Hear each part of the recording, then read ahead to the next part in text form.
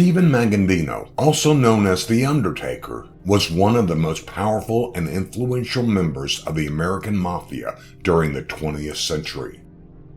Born in Castellammare del Golfo, Sicily in 1891, Magaddino immigrated to the United States in 1908 and became involved in organized crime. J. Robert Nash notes, he first settled in the Castellammare area of Brooklyn, New York, and rapidly established himself as a leader. Though no one knows for sure when he became a member of the Mafia, numerous works stated that he joined forces with Salvatore Maranzano in his war against Joe the Boss Mazzaria. Throughout his career, Magaddino was known for his ruthlessness and strategic thinking. He rose to the ranks of the Mafia, eventually becoming the boss of the Buffalo crime family, which was one of the most powerful and influential Mafia organizations in the country. Magaddino eventually moved to Niagara Falls, New York, and in later years further north to Lewiston, another town on the Niagara River facing the Canada-US border. Although he was a successful mortician, operating his legitimate Magaddino Memorial Chapel funeral home in Niagara Falls. With Prohibition in effect in the United States, Magaddino made his real money running a profitable bootlegging business by smuggling wine and spirits across the Niagara River into New York State, thereby supplying the needs of speakeasies located in Buffalo.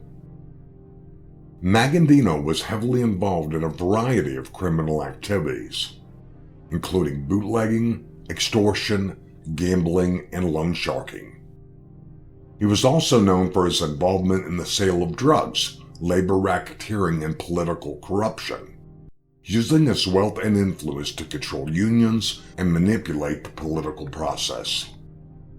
Surviving numerous attempts on his life, Magaddino always came out smelling like a rose, from being shot at and bombed, and it should be noted, his sister actually died in that explosion because the bombers targeted the wrong house, but he always managed to escape any serious harm.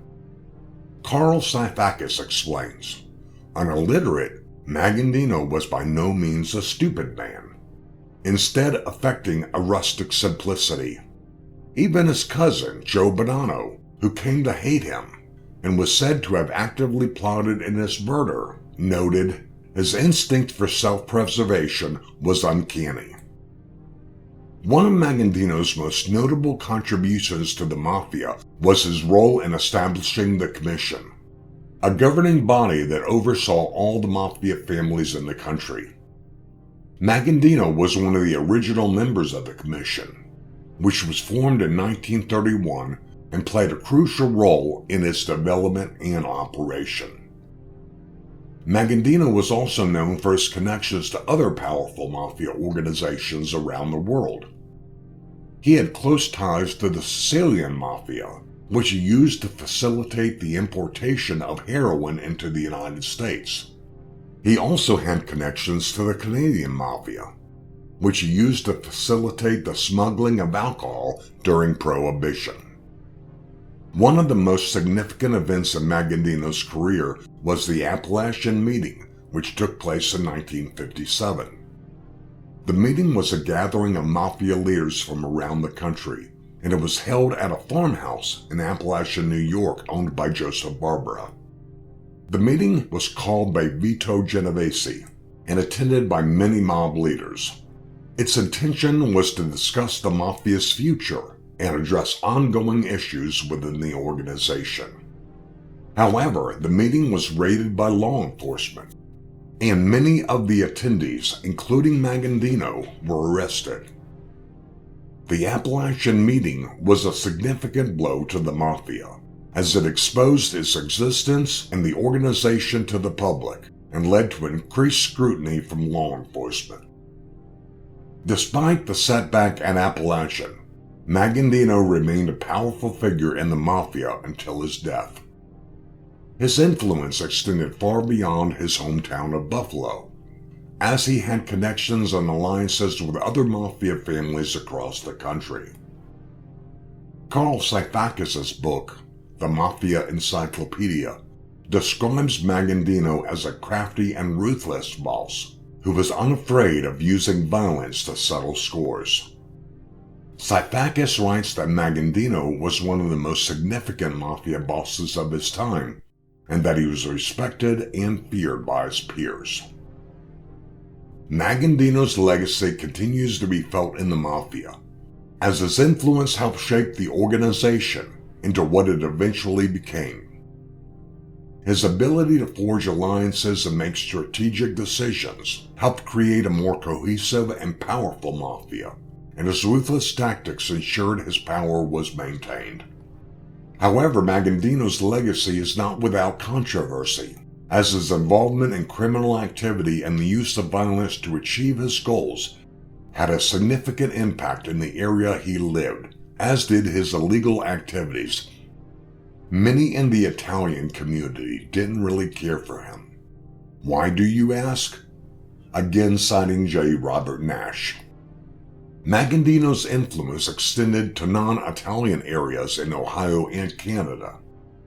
After Prohibition ended, Magaddino forced the local Italians to buy home juice, a non-alcoholic beverage of poor quality. His role in the Appalachian Meeting and his connection to other criminal organizations have also contributed to the public's negative perception of the mafia. J. Robert Nash also explains that his power began to crumble when members of his mafia family realized he was hoarding the profits, not sharing it with them. Despite this, Magaddino remains a fascinating figure in the history of organized crime, and his influence was felt for many years. His ability to navigate the complex world of organized crime and his strategic thinking continues to inspire fascination and interest in his life and legacy. Carl Sifakis finishes his bio on Magaddino with this quote: "By the time Magaddino died, the family had become splintered because of old-fashioned mafia greed."